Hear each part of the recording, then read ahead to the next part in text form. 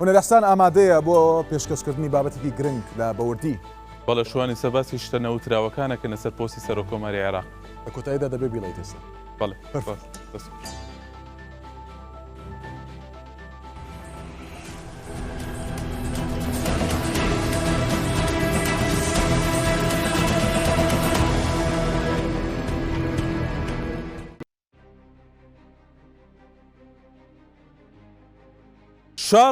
شەڕی پۆستە وەکەوەی هەر کەس سەر و کۆمار وەربگرێت ئەوە تەواو ئیتر کێشەکان چارەسەر دەبن و کوردستان دەبێتە دووبەی.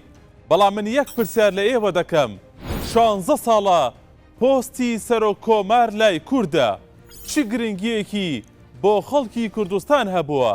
یان ئەوەی ڕوودەدات تەنها بۆ پۆست و پارە و امتیازاتە؟ لەگەڵمان بن دیوە شاراوەکانی پۆستی سەر و کۆمارتان بۆ دەخەینە ڕوو. ئێرە کۆشکی سەلامە لە بەغدا، موچەی یەک مانگی سەر و کۆمار 16 ملیۆن دینارە، بەڵام بە امتیازاتەکانەوە دەگاتە نزیکەی 100 ملیۆن دینار کە ساڵانە دەکاتە ملیارێک و 200 ملیۆن دینار تەنها بۆ امتیازاتەکانی سەر و کۆمار.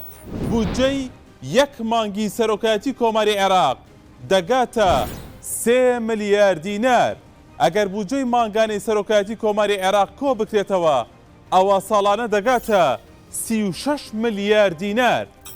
بودجەی سەرۆکایەتی کۆماری عێراق سەرف دەکرێت بۆ موچەی سەرۆکایەتی کۆمار و ئەوانەی لە سەرۆکایەتی کار دەکەن لەگەڵ تێچۆکانی سەفەری سەرۆک کۆمار و جێگرەکانی. بەڵام لە ساڵی 2018دا سەرۆک کۆمار هیچ جێگرێکی بۆ دانەنرا. کۆشکی سەلام لە بەغدا نزیکەی 500 کەس کاری تێدا دەکەن، 30 ڕاوێژکاری هەیە کە موچەی هەر یەکەیان بەو امتیازاتانەوەی وەری دەگرن دەگاتە نزیکەی 7 ملیۆن دینار. هەروەها 20 بەڕێوبەری گشتی هەیە. هەر لە چوارچەوەی امتیازاتەکاندا سەرۆک کۆمار 2 لیوای چەکداری هەیە و هەر لیوایەک لە 3 بۆ 5,000 چەکدار پێک دێت و پارێزگاری لە سەرۆکایەتی کۆمار دەکەن.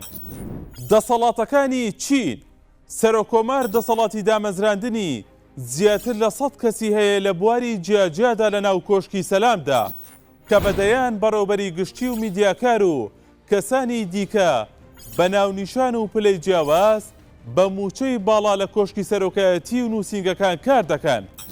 دەسەڵاتەکانی بەگشتی تەشریفاتیە و زیاتر خۆی لە پەسەندکردنی ئەو یاسایانە دەبینێتەوە کە پەرلەمانی عێراق دەریان دەکات. تەنانەت ئەگەر واژۆی پەسەندکردنیشیان نەکات ئەوە یاساکان خۆیان دوای 15 ڕۆژ لە دەرچوونیان لە پەرلەمانەوە بە پەسەندکراوی هەژمار دەکرێن. دەسەڵاتێکی دیکەی بەخشینی نیشانە و مەدالیایە، ئەوەش لەسەر ڕاستپاردەی سەرۆکی پەرلەمان اینجا دەتوانێت ئەو دەسەڵاتی خۆی بەکار بێنێت. لە کاتی بەتاڵبوونی پۆستی سەرۆکۆزیران ئەوە سەرۆک کۆمار شوێنی دەگرێتەوە. دەسەڵاتێکی دیکەی ئەوەیە ڕاستپاردنی پاڵێوراوی گەورەترین فراکسیۆنی پەرلەمانی بۆ پێکێنانی سەرۆکایەتیکردنی حکوومەت. بەگشتی سەرۆک کۆمار بەراورد بە دوو سەرۆکایەتیەکەی دیکەی عێراق و بەشێک لە وەزارەتە ئەستیارەکانیش ڕۆڵی کەمتری هەیە. ئێستا من دەپرسم و وەڵامەکەی بۆ تۆ گوێدەهێڵم. سەرۆک کۆماری عێراق چی سوودێکی بۆ تۆ هەبووە وەک هاوڵاتیەکی کوردستان؟